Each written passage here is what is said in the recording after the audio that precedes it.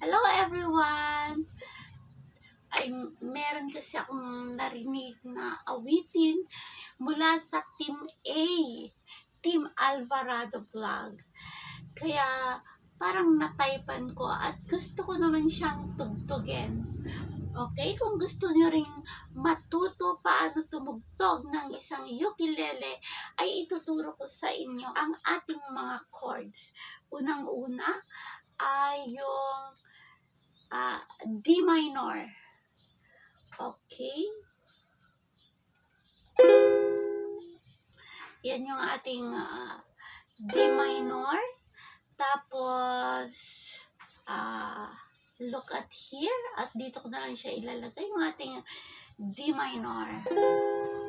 Next ay ang G minor. Ilagay lang natin dito. At dito. Ayan. At magiging na siyang G minor. At ang susunod ay ang C7. Ang ating C7 ay ito lang po yun. Okay. At yung F. Yung F naman natin ay dalawa lang. Ito.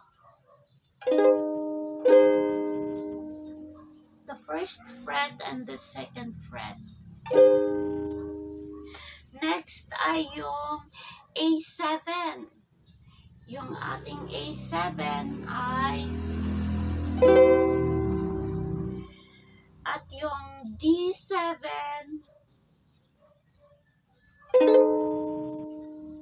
at yung C. Okay, yung ating C ay nandito lamang. Okay. Kung alam nyo na ang ating chords, ay susundan nyo na lamang po ako.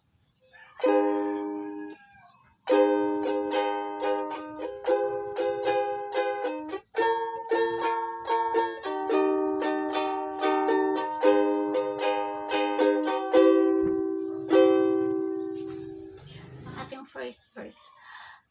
Fly me to the moon and let me play among the stars. Okay. Then, for the second verse is the B flat. B flat is like this. Ipitin natin. At magiging na siyang B flat. And the G minor. And then the Jupiter is okay. Let me see what spring is like on Jupiter and Mars. Okay. Then punta tayo sa G minor. In other words, hold my hand. In other words, darling, kiss me.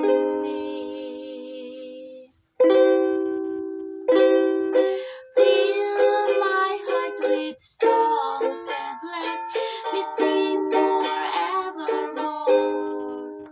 Ngayon, alam na natin ang ating mga chords. Ay i-request natin ang Team Alvarado para kumanta.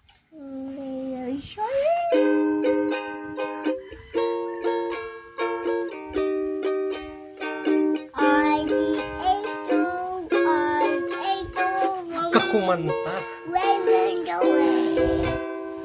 Fly me to the moon and let me play among the stars.